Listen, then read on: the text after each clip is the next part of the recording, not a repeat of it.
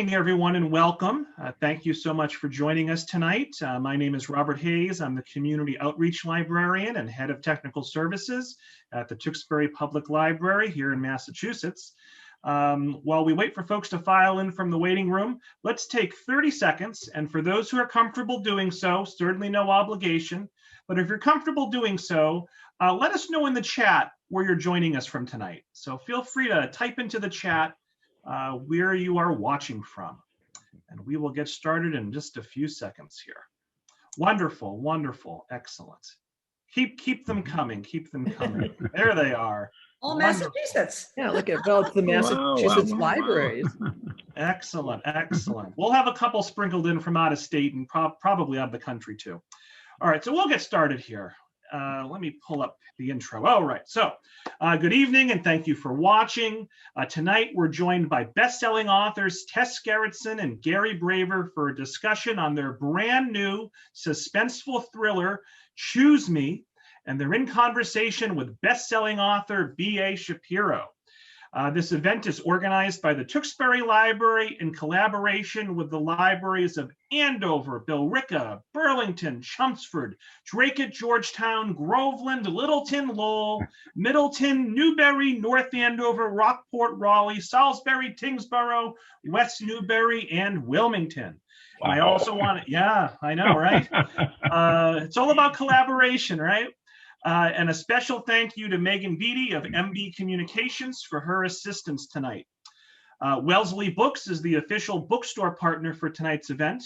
When you purchase an autographed copy of Choose Me from Wellesley Books, 10% of your sale will benefit the library, the participating library of your choice.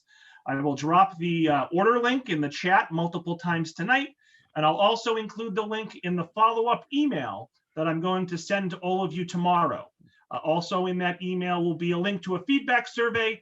Please take 30 or 60 seconds, fill that out, let us know what you thought of tonight's event and what you'd like to see for future events with all the collaborating libraries. Just a couple of sentences about Choose Me to kind of whet your appetite.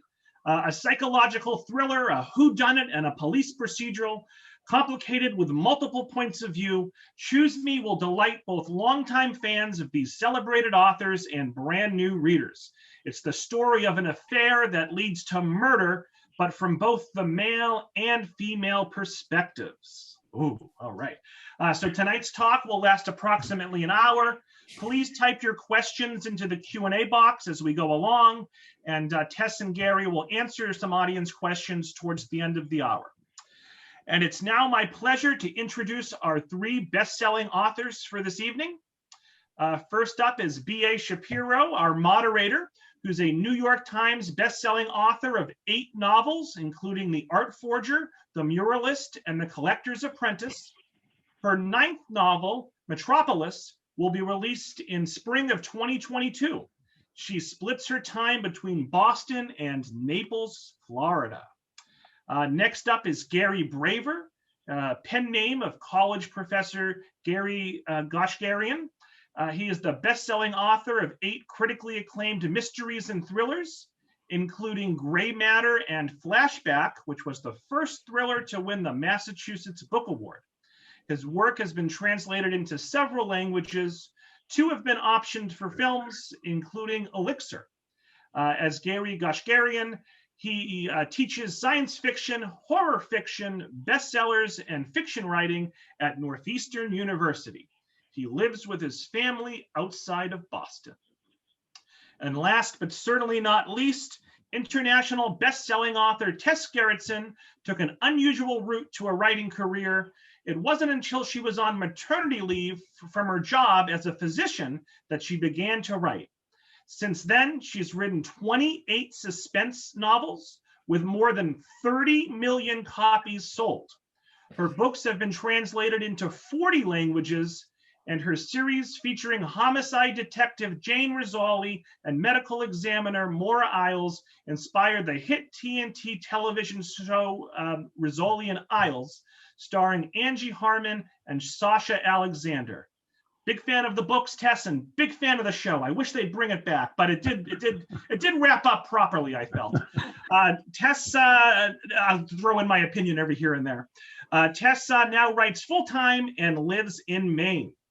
So let's give a big virtual round of applause to BA, Gary, and Tess. And BA, you can take it away. Thanks so much.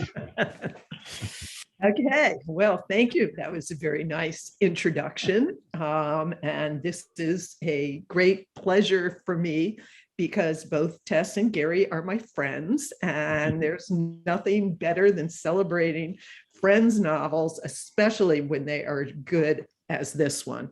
You know, I have all the cliches about it. I couldn't put it down. It was a page turner. It was just great.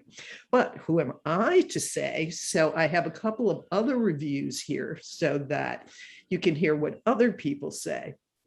So first we have David Baldacci, and he says, Choose Me is a whirlwind of sharp, fluid prose and fine depth of character.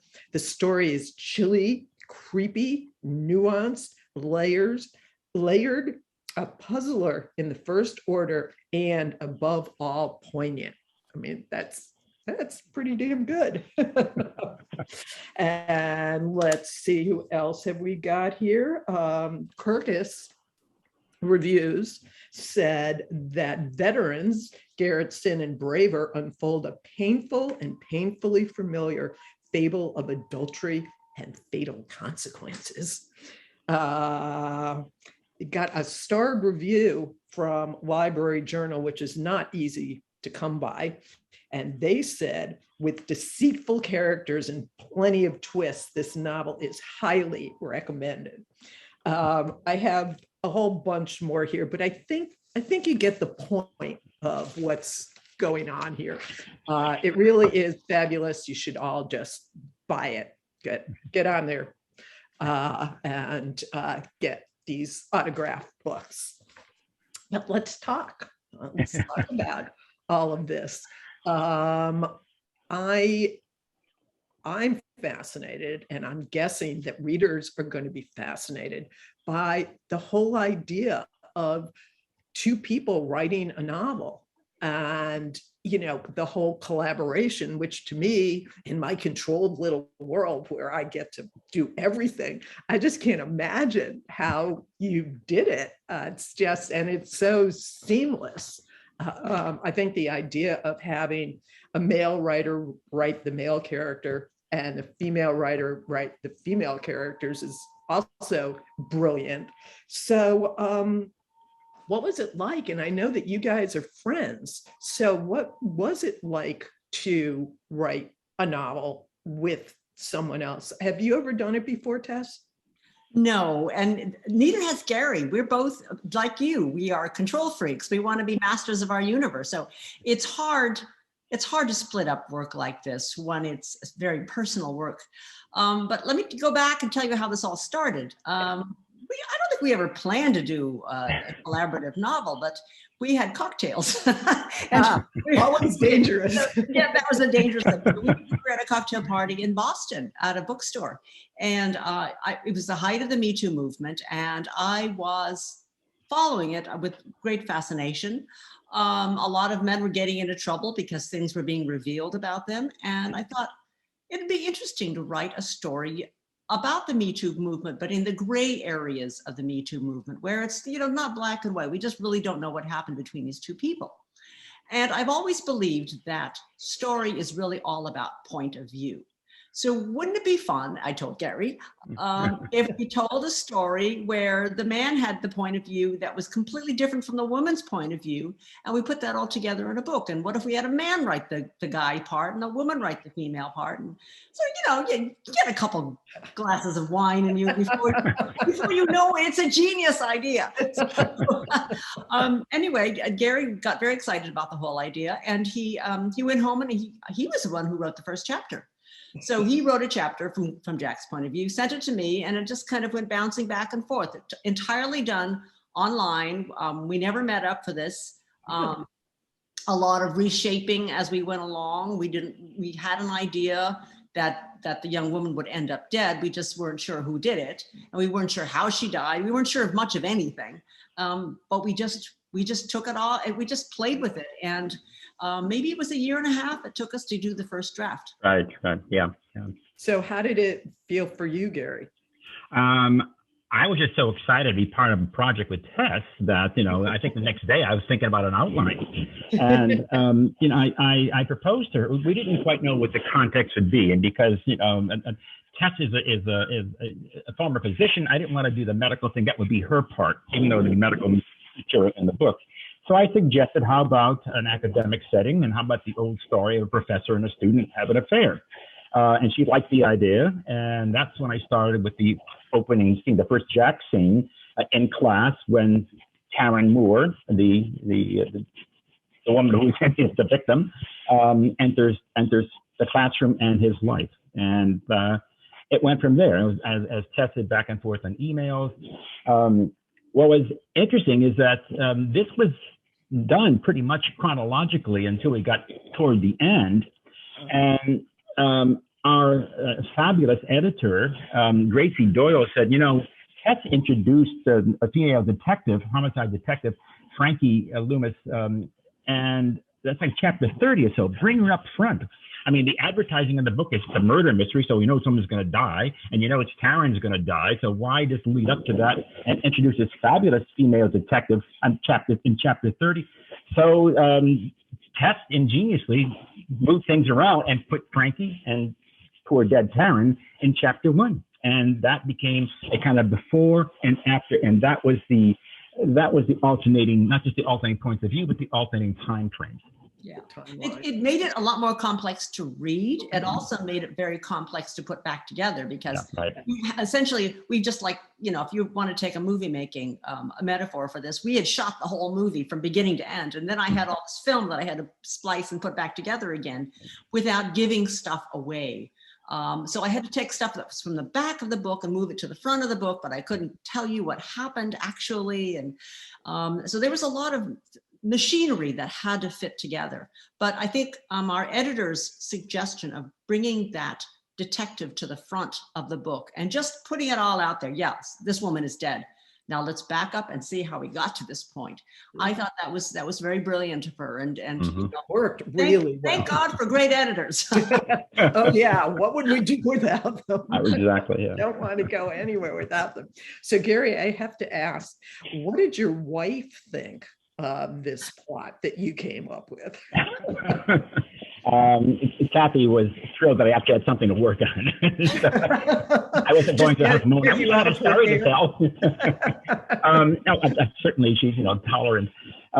She thought it was an interesting idea. I mean, it is an old trope, as adultery is an old trope. And they're having stories of professors or teachers and students becoming lovers. It goes back to the 12th century with Abelard and Heloise.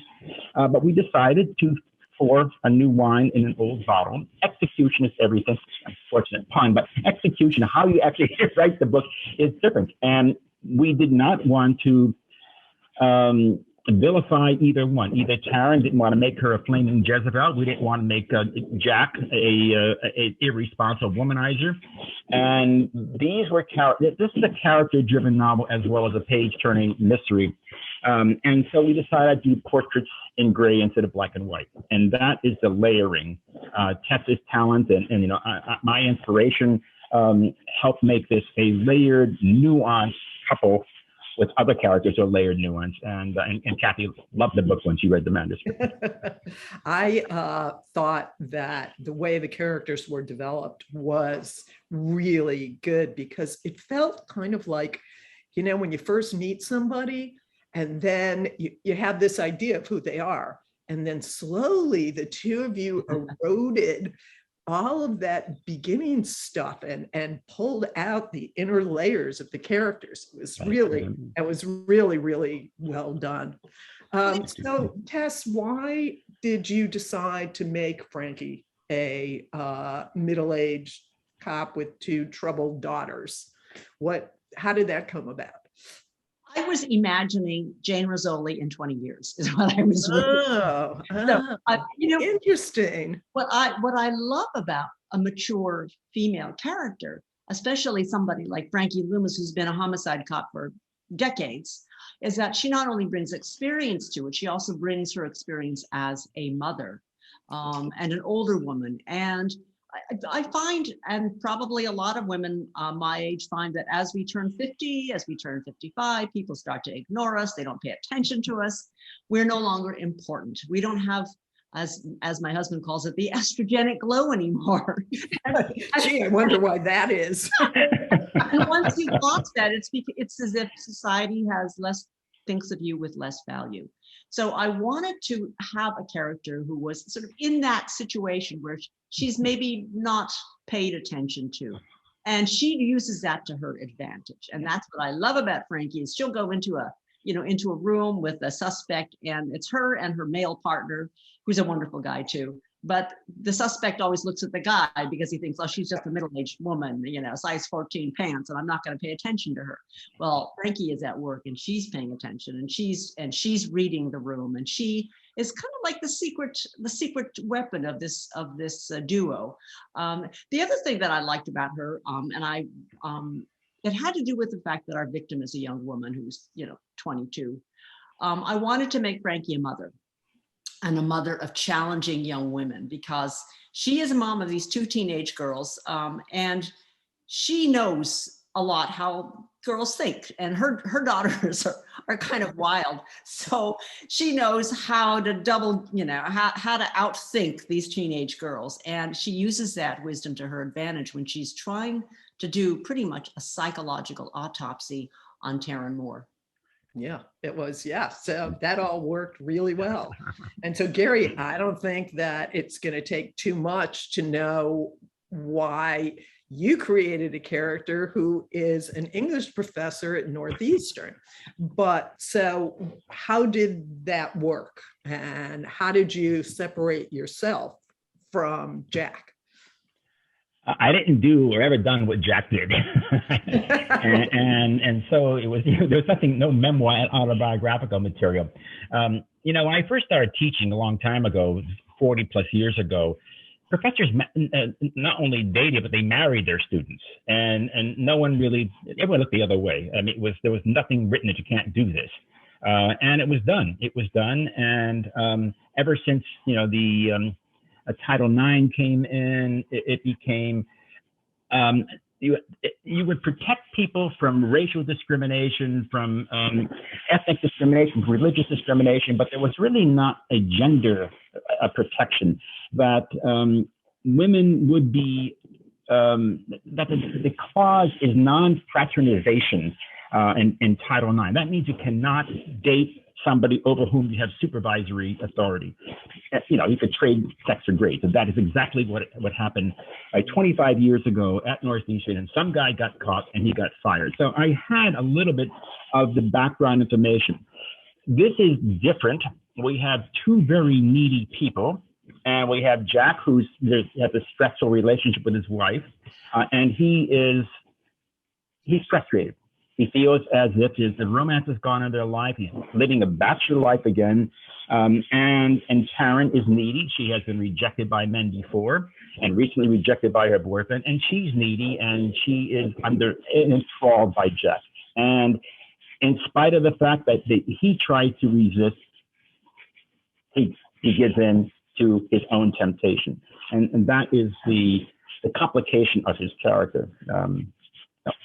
Yeah. So also, I thought what you did a great job at was bringing in all that classical literature and the same issue of the man with control over the woman, and that Taryn was so annoyed with how these women acted, and then she was battling that out, and that you showed both sides of it, right, both sides. So the class, what's that? So the class that you created, so Jack teaches this class, and I forget, what is it called? Star-Crossed Lovers. Star-Crossed Lovers in literature. And so is this a class that you taught or you wanted to teach, or?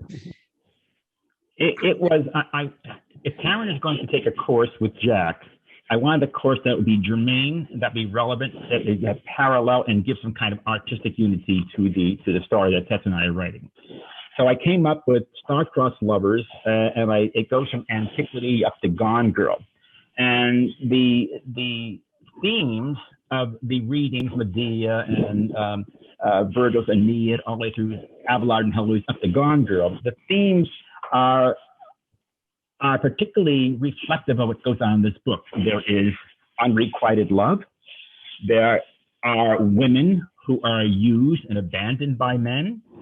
There are women whose passion for love threatens men, drives them away, and they all end in tragedy. And the only exception would be Romeo and Juliet. They are lovers. They don't go after each other. So we have, what would Karen do? What's the polarity of Karen's possible reaction to being rejected by Jack? She could, as Queen Dido, who is in love with Aeneas. He decides he wants to fill out his legacy and found the city of Rome. He takes off. What does she do? She commits suicide on her funeral pyre. Then you get Medea in Euripides' tragedy.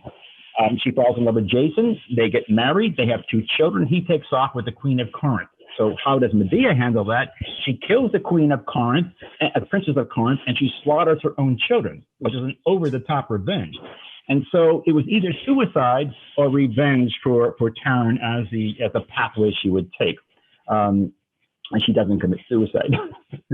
Well, it sounds to me like you have been teaching that class. I kind of liked it. Yeah, well, if you weren't retiring, you could do it. This is true. So Tess, what was your favorite part about the collaboration, and what do you think that how that made the book as good as it is? Yeah, I think what made the book work was partly that we did have such very different points of view about how men think about women and women think about men, and then being able to explore that. For instance, men think about women in a far more sexualized way than we are aware of as females. We think that men are enchanted by our grace and our charm. And I think their eyes are actually going somewhere else. Yes. But to have that reinforced and to realize, yeah, we're almost 2 different species in the way we think about each other. And so it was an education that way, but it was also fun just to brainstorm. And we didn't know who the killer was until 2/3 of the way through the story. And so that was the fun of brainstorming and saying, well, it's this one. No, it's that one. And we finally came to an agreement. But it was also being able to have our characters torment each other. How much fun is that? That was fun. I think the most fun I had were with the scenes where Taryn is really taking that knife and she's twisting it into Jack, and in an emotional way, and to see how he squirms. I mean, maybe it's fictional cruelty on my part, but I love to see characters squirming. And I made Jack squirm, and then Jack had to find his way and fight back. So that it would, in a way, it was a conflict that turned out on the pages between 2 characters that we had each separately created. So you would write a chapter where Taryn was, as you said, pretty much sticking the knife into Jack. And then did you send that chapter to Gary, and then without having discussed it, and then he would read the chapter and then write the response? We didn't really discuss our chapters before we wrote them.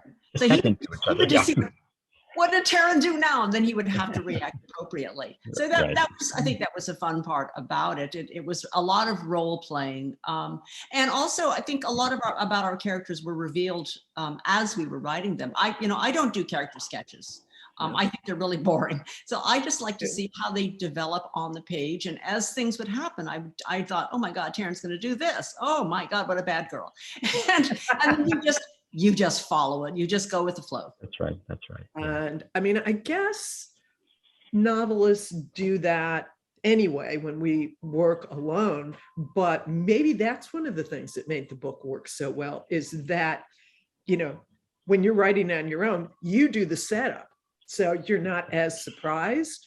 And so when you got each other's chapters, it was just really clear, was it, that you needed, to screw her back? Yes, right. The fun part for me was the guilt trip that Jack is on, and the self-flagellation. He has a moral compass, as opposed to someone who is stereotyped, stands up for the mirror. My cold wife or too busy wife it made me do it. Or Taryn, the sexy student, she made me do it. No, he stands up for the mirror and says, I made me do it. I'm the adult in the room. I'm the professor, 42 years old, and she's 22 years old. I should know better. And you got Title IX, and you got your marriage, all these other two pillars of his life that he's now shaking. And so when Tess sent me stuff that Taryn was planning, vengefully, I had to deal with that and imagine, what if I were Jack and I had violated my wife, Kathy? This way, violated my marriage vows. How would I react? I'd probably blow my brains out, but instead I got this guy lived to the end and face his own punishment. So I said the polarity was either murder or suicide. He is in his guilt thinking self-destructively, not to kill himself, but this is not going to end well, he says at the end of one scene. And it kind of doesn't, but it was the guilt that I imagined and I projected, multiplied by 100, that I think maybe made Jack sympathetic to an extent for readers. And and Tess knows her audience, it's 80% female. And I wanted to make at least the women who read this book say, okay, I can understand. Not that you're not pathetic, maybe sympathetic, I can understand it. And if not forgive, at least understand what he was going through. Yeah. Actually, he is much more sympathetic than Taryn, that was for sure. Well, everybody says, I don't like Taryn. And I thought, you think you're supposed to like her? Are you supposed to like a crazy person? But I think Taryn, and in fact, we came up with some discussion questions for book clubs. And one of the questions was, do you think Taryn is a victim? Do you think she's a villain? Do you think she's both? And I'm sort of taken aback by people who say they need to identify with her. Well, that's, to me, it's a little bit strange to feel that you need to identify with the stalker. But maybe it's something ingrained in all of us, that when there's a Me Too situation like this, we women feel we automatically have to identify with the woman, when in this particular book, that may not be what you should be doing. So I think Gary had a really difficult job in this story, because he had to make Jack the good guy. Jack really is the hero of this book. He is the central character. He is the everyman that we are supposed to identify with. But he's done something wrong. So the challenge was to make this man likable, to make this man, to make us identify with him, and to make us feel his panic and his guilt and his desperation. Maybe think yourself, how far would I go to protect my life, my marriage, my career? Would you consider pushing this girl off a balcony if it's convenient? I have a feeling that there's a certain number of people who go, yeah, I might do that. or commit suicide, which is kind of what I thought might happen. Yeah. So there were so many different possibilities. But also, I felt for Taryn. I think you did a really good job of, she was, really awful, but yet I think she was a victim in her own way, and she just didn't have the skills. She just didn't know any other way except to lash out like that. So would I want to hang out with her and have her as a best friend? No, but I really liked reading about her, and it rang true to me the same way Jack rang true. And this is something else that I think you both did really well, is that, the characters are full. we're not all good and we're not all bad. And so everybody in this book, including Frankie, you know, has their good sides and their bad sides. So you know, I think it's people, writers are told often, be sure you write a likable character. Above all, your character must be likable. And I'm going to do that too. And my response is, what about Scarlett O'Hara? Did anybody really like her? But we all wanted to read about her. So it's not likability so much as they're complicated, they're fascinating. We can't turn our eyes away from them. And Taryn, I didn't write her to be a sociopath. I mean, she's not psychopathic. She's just a complicated, very wounded, very needy young woman who in her need doesn't know her boundaries.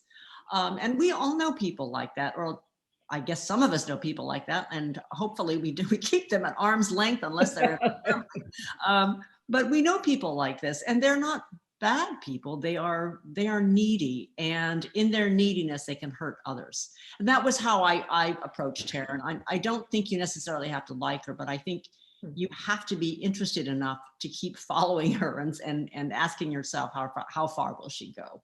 And you know, I think that that's something that is applied to women in real life and female characters in novels, that you're supposed to be likable, but you know, that could be really boring. You know? I mean, to say in this book, Jack had just, you know, done all the right things that he felt guilty for afterwards. You know, where's the story? You know, so sometimes these likable characters, it's not really a good way to go. No. Now, Tess mentioned Scarlett O'Hara as a female model for not likability. The male model, we Hannibal Lecter in Silence of the Lambs. That is the most brilliant manipulation of readership that I've ever read. This guy is a cannibal, a psychopathic cannibal, but he loves Florentian art. He loves, sculpture. He loves painting, fine wine. I mean, he's a connoisseur. And everyone was rooting for him at the end of the movie, and kind of rooting for him at the end of the book too. I think that, so I'm actually a sociologist, and I taught a class in deviance. And one of the things that you learn in a class about deviance is that even, you know, Hannibal Lecter is fairly normal the rest of the time.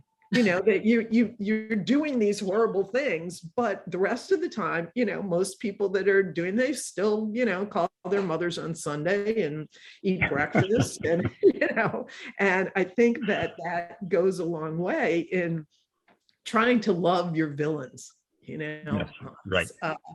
Which, you know, I think that both of you did, you know, which was really good.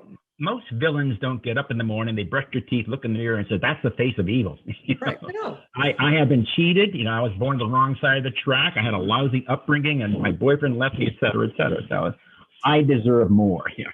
Yeah, and also the villain is the hero of his or her own story. That just may not be the story that you're telling, but to them, they're the hero of their story. Mm-hmm. And so, what about Frankie? Tell us a little bit about Frankie, Tess. Oh, well, okay. Frankie is what I imagine myself to be if I were a homicide detective. What I loved about Frankie is that she's so ordinary. She is, she's 2 kids. She's a widow. What we don't know about Frankie from the very beginning, and we get hints of it as time goes by, is we find out that her husband died under rather embarrassing circumstances, and that it revealed something about her marriage that she was not aware of. And she is living with this pain of him having betrayed her. And it's pain that she doesn't want to talk to her daughters about. She doesn't want to ruin their impression of their beloved father, but she knows that everybody in her homicide unit knows the truth. And so that's sort of not only pain, but embarrassment that her husband was cheating on her. So it's that complexity that Frankie brings into the story, and also that bias, because she's been a wronged wife. she is all on the side of wronged wives, and she is out to get Jack because she figures out Jack has been, a naughty boy, and she wants to be on the side of Jack's wife. So, I mean, there are a lot of things that are going on in Frankie's life that are going to affect the way, well, her attitude toward this case. Well, also for Frankie, that whole revelation about her husband mirrored everything that was going on in your story. Correct. The same way that the Heloise and Abelard, mirrored. So I thought that, that those juxtapositions, the theme, the Me Too stuff and the not so Me Too stuff was really well done. You guys did a really good job at this. I have a confession to make, and that was none of this was planned. Right. Gary, Well, I don't remember in the aftermath of having worked on this book for a year and a half. I don't remember when we came up with things or how these things fit into place, but I don't recall even thinking about Frankie's background until I started writing, and it just kind of came out that she had that, her widowhood was based on something that was very painful. Well, I think part of that for both of you is that you're veterans, and there is some muscle memory that goes on when Right. you've written as many novels as you've written, and written so many good novels. I think it speaks to, when you're a writer, to trusting your subconscious, to trusting that somehow you will pull it out of the back of your brain and it will show up and you'll go, well, of course, it was always meant to be that way, but it wasn't there to begin with. And there's a lot of instinct that goes into writing novels where like putting the gun on the mantelpiece 5 chapters before you actually use it. We are constantly doing that as writers. We're planting little things that little tools, leaving the tools around the story and then coming back to them and realizing that, yeah, they're pretty handy. I'm going to use that. And then you forget about it and you go, ooh, did I really see it? I must be brilliant. Well, I think that it's time to turn this over to audience questions, but I just want to say that this has been a real treat, and I congratulate you both and wish you the absolute best with this book that is already a bestseller and is going places, that's for sure. Thank you. Thank you so much, BA. I have the honor, the privilege of asking some of the audience questions. Jay would like to know, is this book part of a series or is it more of a standalone? It's a standalone, yeah. And a follow-up would be, do we smell another collaboration in the future? You know what? It was so complex to do it as a pair. I think both Gary and I could write our own single books much faster. So it was really, really complicated. I mean, it was a wonderful collaboration, but we both realized it was a lot more work and we would be turning in a lot fewer books. Right. We each have a few irons in the fire too. So Tess is writing a book. She's got another one coming out next year. I'm writing a couple of books. So we have our other projects. And speaking of the complications surrounding this collaboration, Colleen would like to know, did you give each other final say about the chapters you wrote? I think I made a lot of suggestions for Gary's chapters, primarily trying to soften up the male aspect of what Jack Dorian was and try and make him more likable to the female audience. Mm-hmm. And that's what I gained from collaborating with Tess. I mean, that I wasn't as certain about how it would be received by her readership or even our editors. And when she said, I think you should make little changes here, I did, and they worked. I did the final edit, especially the rearranging of the timeline. Right. Jack has another follow-up question here. Gary explained that when he agreed to team up, he wrote an outline. Tess, however, seems to be more of a panther. How could that work? I think the outline I wrote was probably just a suggestion of a story arc instead of, individual chapters. There's going to be an affair, there's going to be tragic consequences. It wasn't a step-by-step kind of outline. When I write a book, that's what I'm working on right now, I made a very scanty outline. I used to outline in rigorous detail, which is ridiculous. I had a 100-page outline, and twice that, 3 times that, you have a book. So now I just have a sense of an arc of where I'm going. And I started, and I stopped these about 2/3 through, knowing that my subconscious, something will be able to come out that I will know exactly how this is going to end, and I'll get there. Just confidence. I did it before, I can do it again. Yeah. So I don't outline in any extended way. Well, Gary may have had an outline. I didn't have one. I wasn't following any outline. Great question from Teresa. And BA, you can also get in on this one. What is the best piece of writing advice you received that you still use today in your own writing? I know what mine is. Mine is, what is yours, Barbara? get your butt in the chair and stay there. Yeah, and right. let yourself write it wrong. Mm-hmm. And those are the things that I tell aspiring writers all the time. And I have to force myself to do both of those. Right. I'm along the same lines. Well, except that I always say, I don't stop to edit. Just write that first draft. Get it down on paper, and because you can always, as Nora Roberts, the genius Nora Roberts says, I can fix a bad page, but I can't fix a blank page. So just fill in that page. Right. I think what I do is I try to determine what my main character would like this book, how would like this book to end. So what would be his way of ending this book? And then I throw in as many obstacles as possible and try to torment them.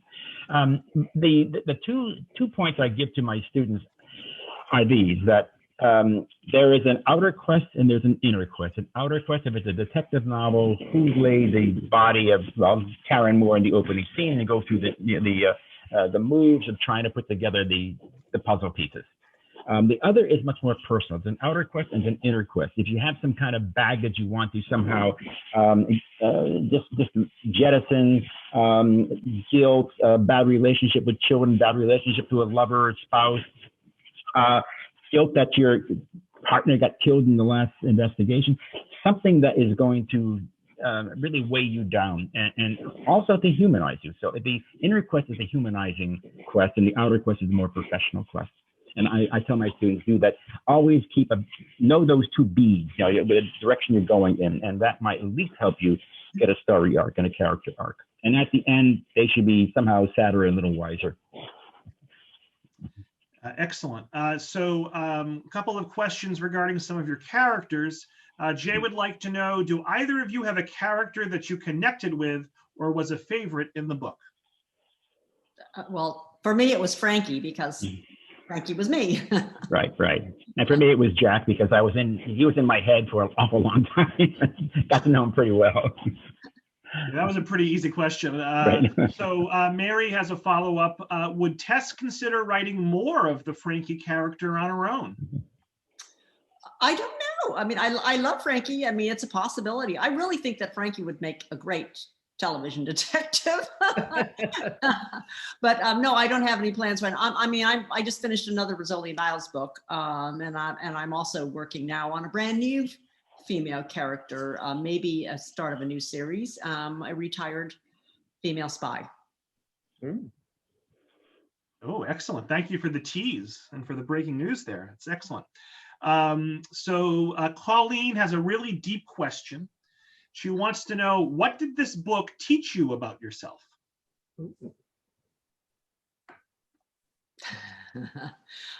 I think it taught me to give up a little control.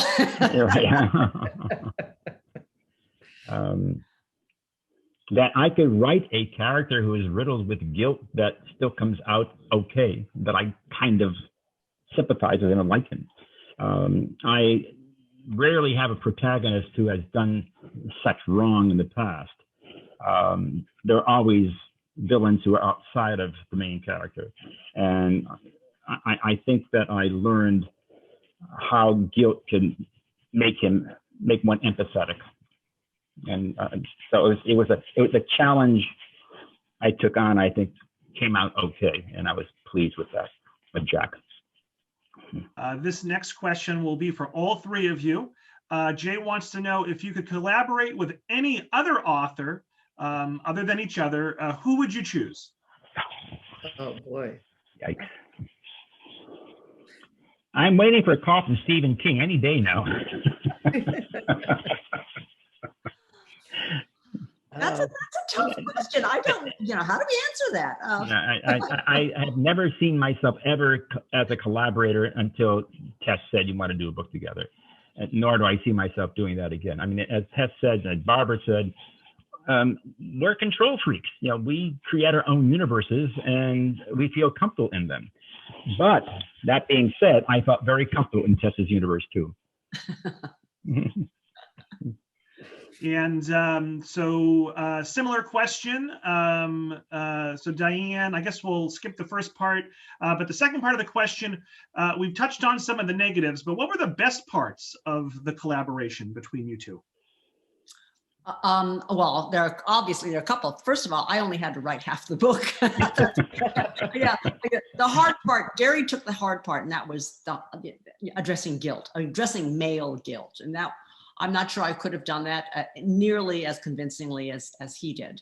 But I think the other part I liked about it was just that the book took directions that I maybe would not have thought of myself.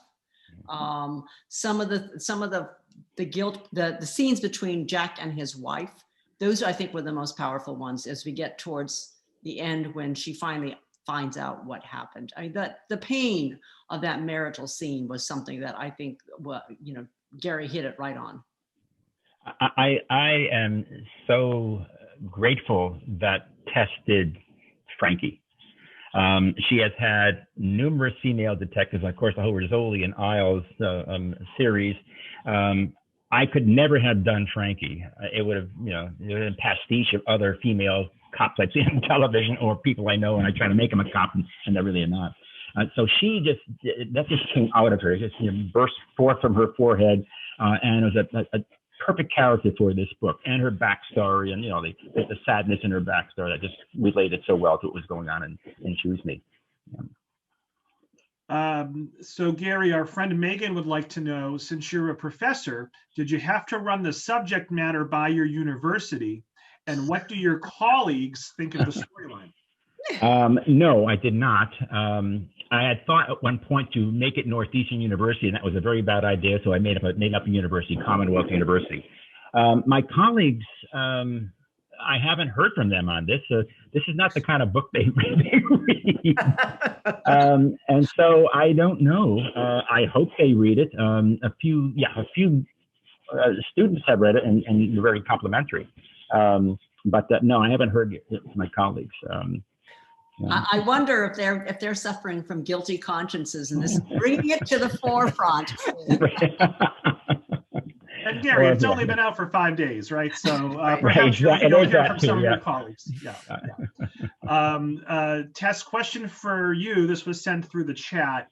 And maybe you could expound on this a little bit, but Mark says, I was at your physician's writing workshop with our dear friend, the late Michael Palmer.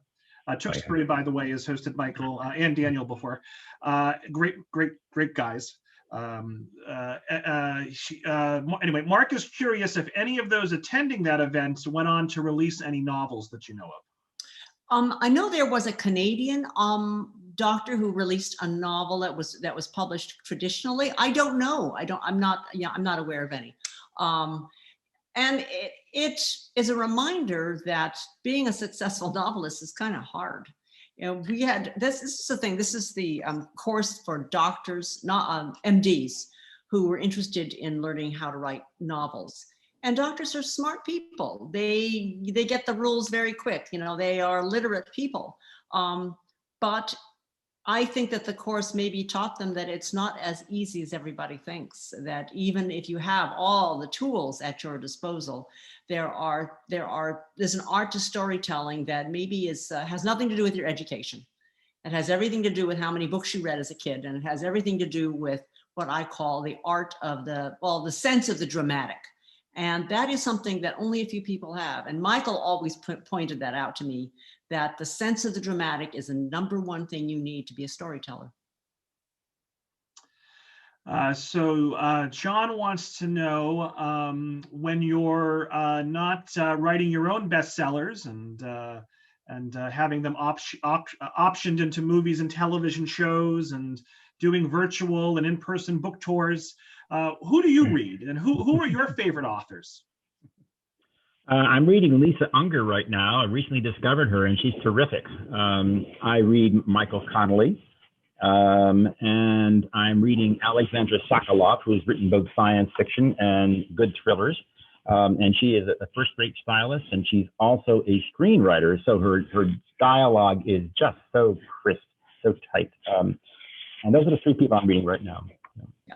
Well, I have another thing here for Lisa Unger, Lisa Gardner. I love female authors, but I also like Linwood Barclay. I think he's a fantastic writer, he's from Canada.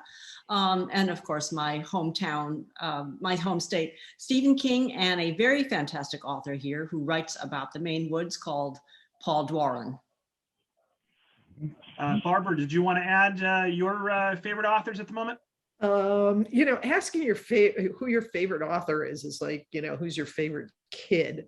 But I am in awe of Elizabeth Strout. I just think she is amazing.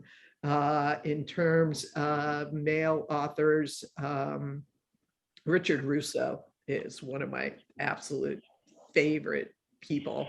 And I'm a really voracious reader. That's basically, if I'm not writing, I'm reading, and I don't do a whole hell of a lot else. But and so who I like changes all the time, but those two are always there. And I even, I have one of Elizabeth Strout's book on my desk here, because she does character like nobody does character. And I read, I pick it up and read it to try and help me, but I can't do it like she does.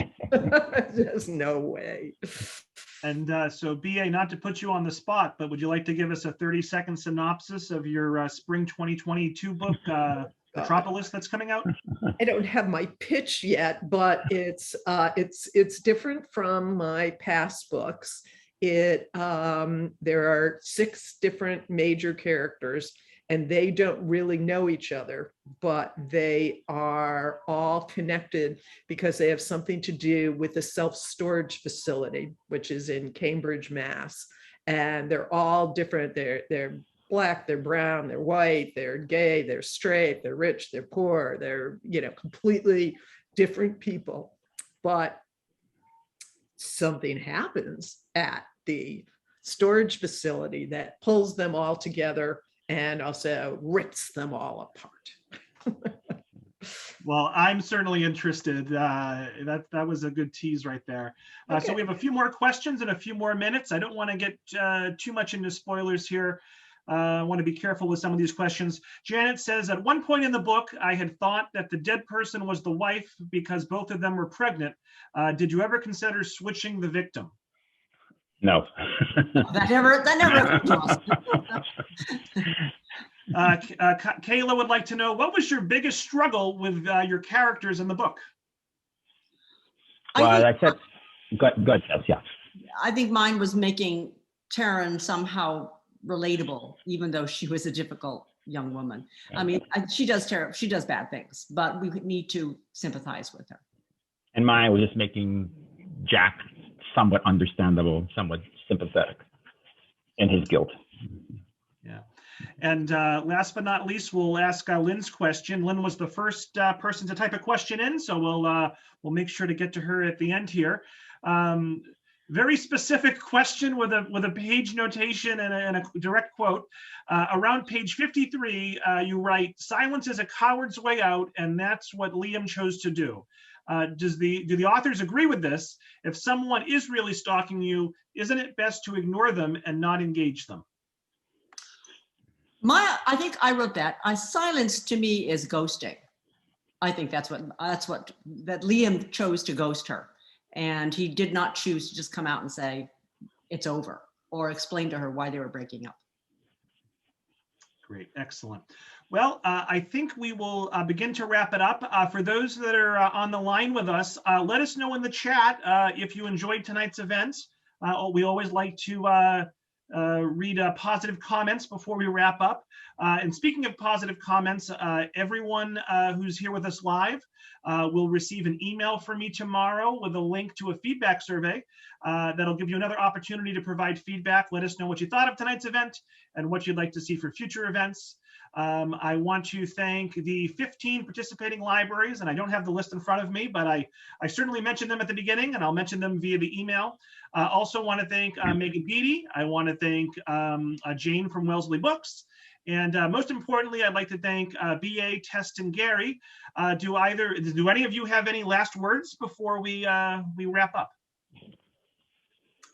Just watch out for Rizzoli and Isles number 13 next year, called Listen to Me. And what about you, Gary? What are you working on? I just finished a book called Served Cold. Hopefully it will come out sometime next year. We haven't got a publication date yet.